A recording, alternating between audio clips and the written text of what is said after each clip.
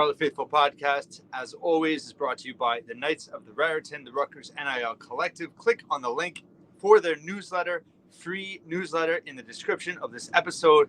Find out how to become a member to help support Rutgers student athletes with NIL, as well as activities and exclusive event invites for members as part of the Knights of the Raritan.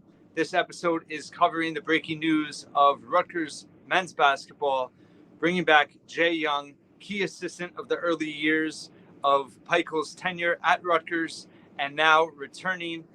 There was that new NCAA rule last year that allowed you to add 2 additional assistants that are non-recruiting rules, but that can be coaches on the court within the program.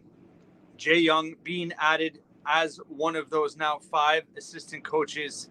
This is very important, and I think a great move for many reasons. This is not really this is a move that a lot of fans even called for. Jay Young, obviously leaving Rutgers to become head coach at Fairfield, resigned at the beginning of last season after 4+ years there. Didn't obviously go the way he wanted it to, but it's really irrelevant in terms of how his impact can be now coming back to Rutgers, in terms of what his importance is now to the program, similarly to what it was in the first few years of Pikiell's tenure, but also in terms of obviously how crucial this year is for this team within expectations, with the roster, and just in terms of how it's going to impact the future of the program.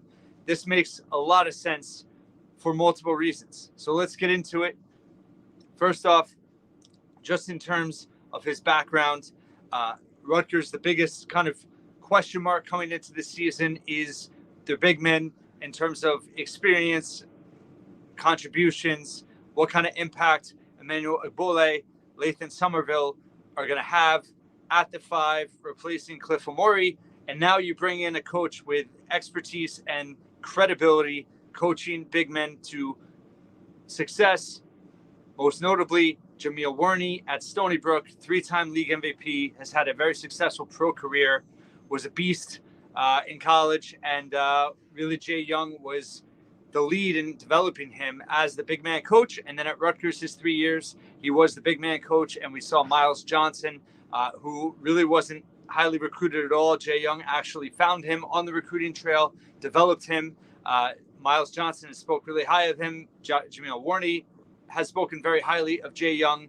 And the fact that, at Fairfield, one of the highlights was Supreme Cook, who ultimately transferred to Georgetown, was a perceived Rutgers target at times this offseason, but he was able to advance to a high major, leaving Fairfield, and has had some success there as well. So he has experience developing guys throughout all his stops.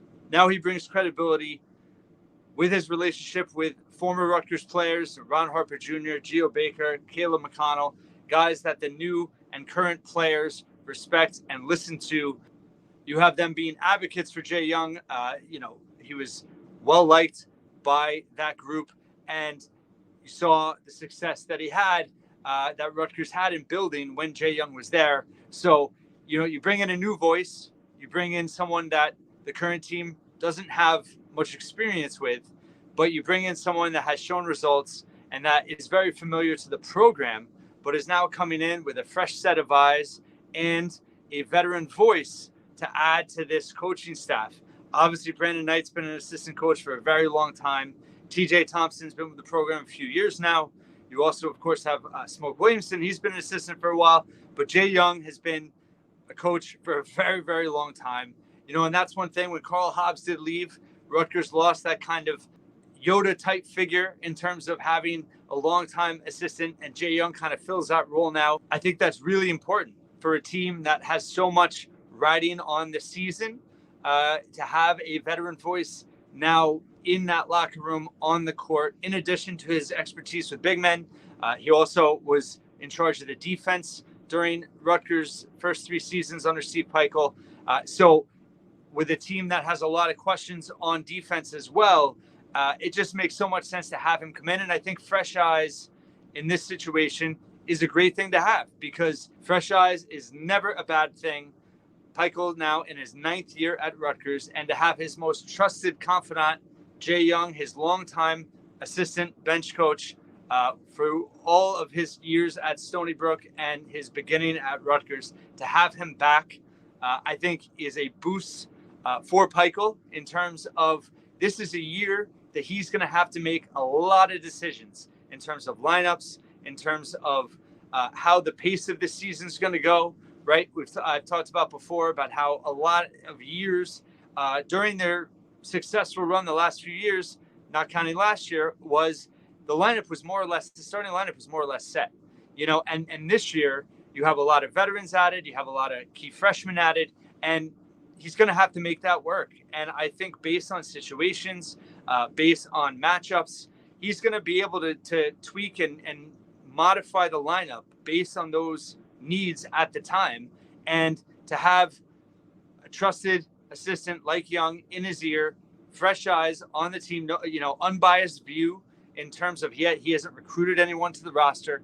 I think it's really, really important for this type of year when Pikiell is really going to have to push the right buttons most of the time for this team to reach its potential and its ceiling. And I think that Young can play a big part in that in terms of helping guide that process. Along with the other assistants, he has a long-time rapport with Brendan Knight, obviously being on the staff with him from the beginning. So that is important as well. Associate head coach of Rutgers and been instrumental in the progress since Jay Young left, as well as obviously recruiting efforts. Ace Bailey, Dylan Harper, no brainer there. So their meshing is critical to all of this as well. And I think that as a program, identity is important, and it always has been under Pikiell. They've always been a blue-collar, tough, hard-nosed team that does its best with its back against the wall. And Jay Young is very much in that mold as a coach. And I think that just strengthens the core of what the program is all about and having him there. And I think he's going to bring a presence to practice that is needed. I think he's going to bring a presence in that locker room. And again, I think the fact that the players, that the younger guys and the current roster know, obviously dealing with Ron's going to be able to say to the guys, hey, he was a big part of our turning things around. Obviously, what he's done with big men over time, Jameel Werney, they know who he is. So it brings Young instant credibility in that regard. And again, I think the fact that you're bringing someone in that knows the program, understands where they've been, wasn't there for the last few years, and now comes back, and I think can be a vital voice both for the coaching staff and for the players to learn from as they go into this crucial season. So I think it's a win-win-win-win-win. And adding him to the staff now, I think it makes a lot of sense.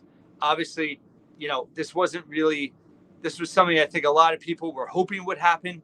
And again, with that 5 spot, having some uncertainty going into the year, people had hoped that Rutgers would bring in a more established 5. They were not able to do that. I think resources are a big part of that in terms of NIL. But, as I said in my practice report from Friday, I think Egbole and Somerville definitely have potential. I saw some signs there in terms of what they can bring to the table. And now you have a veteran coach that can mold them and is really going to be able to elevate what they can bring to the table. I think it just makes all the sense in the world that you need to focus on a big man coach that has the expertise. And, unfortunately, what could have been with Cliff Omori if Jay Young never left and was his big man coach for his whole career? Not criticizing anyone that coached him otherwise, but it would have been nice to see. But now we have Jay Young back. And I think for Lathan Somerville's long-term development, obviously Bulle as well, but Somerville being a true freshman, I think Young is the perfect guy to have in his ear and to be pushing him and to be getting the most out of him long-term. Again, just a very good development here as we go into a crucial 24-25 season for Rutgers men's basketball. I have full thoughts on attending practice on Friday. Podcast came out on Saturday, have a review of every player, and then some big picture takeaways in terms of this team. But everything that I saw, everything that, the vibe of practice and everything I've been hearing about this program this offseason, adding Jay Young only strengthens its position, I think, in terms of where they want to be and where they are right now, going into a break after this week for the summer before the school year starts. They can really hit the ground running now when they get back to the school year. And then obviously preseason starts in October or late September, early October. But Jay Young back in the fold, I think it's a very good thing for everyone. And certainly Steve Pikiell, in the biggest year of his coaching career, the biggest opportunity, having guys like Dylan Harper, Ace Bailey, some veterans alongside them, the opportunity that exists within the Big Ten, he's got to get this right. And to have his trusted friend and confidant, his longest bench coach assistant back with him, I think is a very positive development that will pay dividends this season and beyond. Thank you for listening and watching once again here at The Scarlet Faithful.